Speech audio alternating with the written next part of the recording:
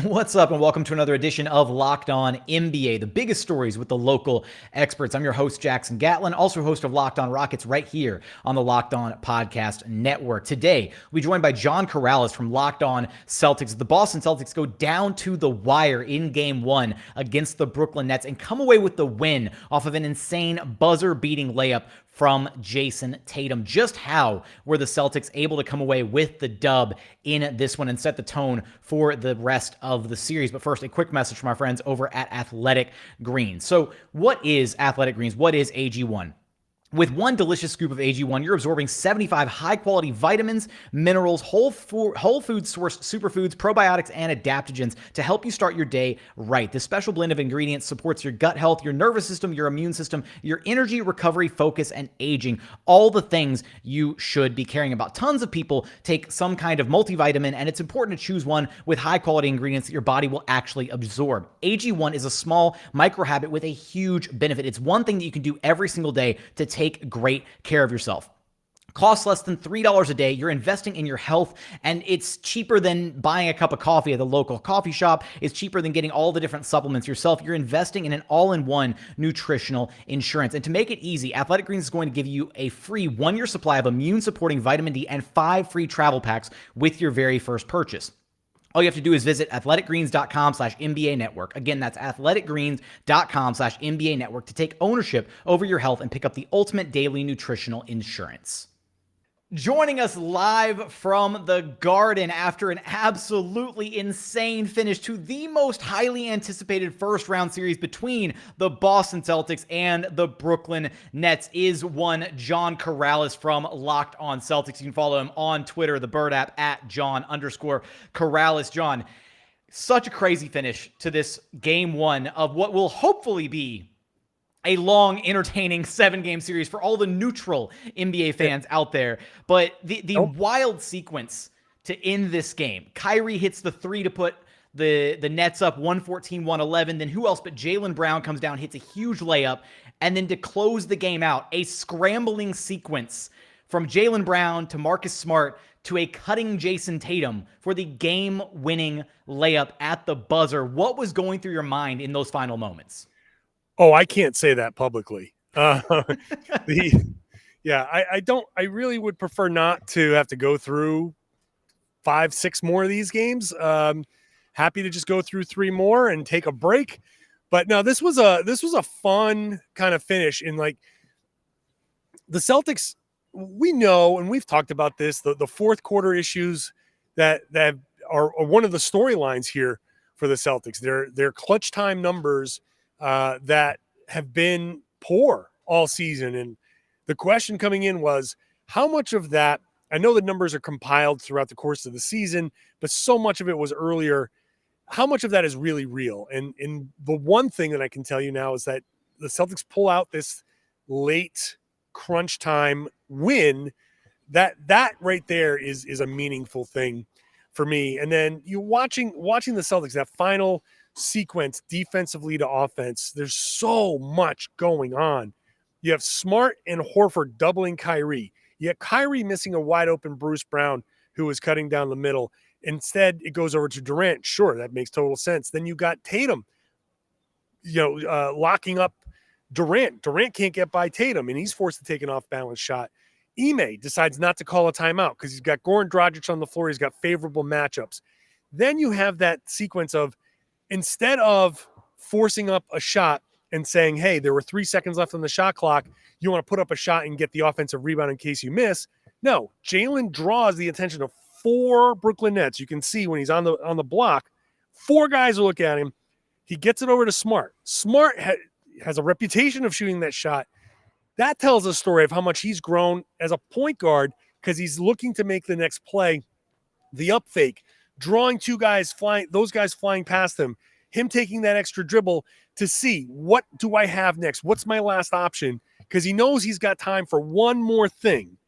And Tatum, who knew in his head, Smart is shooting this thing, and was getting ready to crash, and that crash became a cut when he's like, oh no, he up faked. So he just kept on going and made it a cut, and Smart finding him and Tatum finishing at the rim.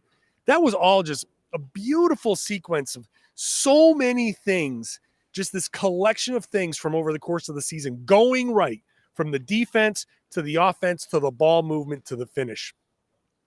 Beautiful basketball at both ends, all of it. It was an exciting game, an incredible finish in this one. And the start of this game, we got to look at Jayson Tatum here, John, who started the game kind of in more of a facilitator role. He had 7 assists by halftime, but then as the first half was winding down, you saw him kind of turn it into overdrive and go back into like just the I'm Jayson Tatum, I'm that guy, I'm going to score the ball. Is that when he's at his best, when he first looks to get his teammates involved and then realizes, okay, like it's not happening for them, I've got to take over as the scorer? Yeah, that's another one of the storylines from this season. It's Ime Udoka and Jayson Tatum kind of partnering up there. Ime trying to pull more of a facilitator out of the scorer that's always been Jayson Tatum. And I've had conversations, one-on-one conversations with Ime Udoka where we talked about that. He said, look, Jayson's come this far, as coming into the season. He's got max contract, multiple All-Stars, All-NBA. Like he very much can be like, you can't tell me nothing. But he's worked with Ime, and he's worked with the coaches, and he understands what's expected of him, and that making your teammates better is what an MVP does. And now here we are with Tatum potentially cracking that top 5 MVP and starting to get a little bit of that love. It's a game like this where, okay, you want to throw multiple players at me, you want to throw different looks at me, you want to take the ball out of my hands, no problem. I can find guys in places to score that'll make you regret doing that, and it's going to make you have to change how you play defense.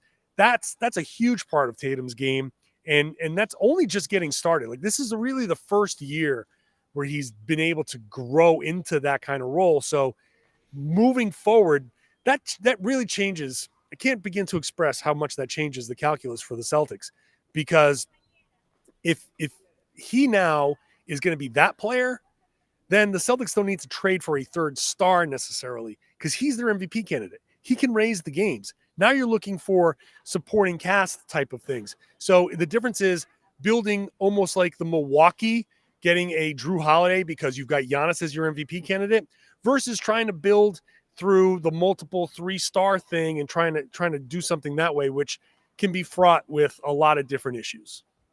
31 points for Jayson Tatum on 9 of 18 shooting. You mentioned the supporting cast, though, and as Jayson Tatum was stellar in this game, though, but when you look down the line at the contributions from guys like Jaylen Brown, Marcus Smart, Al Horford across the board, who was the second most important player for Boston in this game, and why? I know I hate to put you in this position, John. That's, you know what? And I'm absolutely just going to refuse to answer your question. I'm going to name 3 different guys. So, hey, look, I'm the most senior guy at this network. You can't tell me.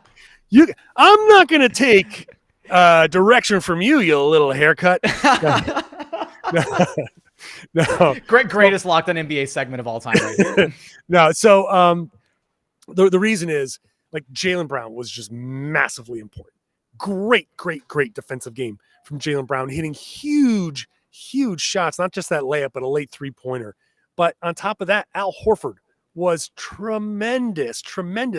Not just, on offense where he hit, I forget what his percentage, a very high percentage, both of his 3-pointers, made it so, when Tatum got switches of Nick Claxton onto him, and Kevin Durant had to pay attention to Al Horford a lot more closely, which allowed wide open lanes for Tatum to drive by Claxton. So Horford, but defensively, Horford was amazing. And then Marcus Smart was great as well. His third quarter, I think had 11 points in the third quarter when the Celtics were playing their absolute best, and they built up a lead as high as 15. And you almost look at it as they built up a 15-point lead and they gave up a 17-2 run. Smart gave them the pad, enough pad where when they lost it, it kind of went back to even. So every one of those guys, Smart, Horford, Jaylen, it's basically a 3-way tie for the next most important guy, which is kind of what you want, because that means this was a solid team effort. Now, in this one, Celtics do squeak away with the win here. Kyrie Irving had 39 points on 12 of 20 shooting, and had some, slight, we'll say, obscene gestures for the fans in attendance. How much of Kyrie's game, though, John, is just Kyrie being Kyrie versus things you maybe want to see Boston try to do differently defensively with him in this next game? Well, I think the Celtics do have some defensive adjustments. I think when Kyrie gets going, he's going. But sometimes it's hard for him to get going. And the Celtics were very, very complicit in letting him get hot early, and they could just never turn that water off. And they played drop coverage with Daniel Tice, who did not have a good game in this one. And Tice dropped way, way down and gave Kyrie way too much room to operate. I remember watching down the sight line, like as I'm standing here on YouTube behind me, down this is where the Celtics bench is. And I saw Marcus Smart when he was out of the game and Daniel Tice gave Kyrie way too much room. He was pissed off and he was gesturing and, walking around like he was very upset how the defense was being played. So the Celtics have some adjustments to make on that end, but sometimes he just makes tough shots and it's very hard. And then you get the added element of him and the fans. And for a guy like Kyrie, when the fans are getting into it with him, that could be enough to get him going on its own. Because when you're pissed off like that, you get tunnel vision. When you're a superstar, you get that tunnel vision. It's very easy to start like making your shots and being a real problem.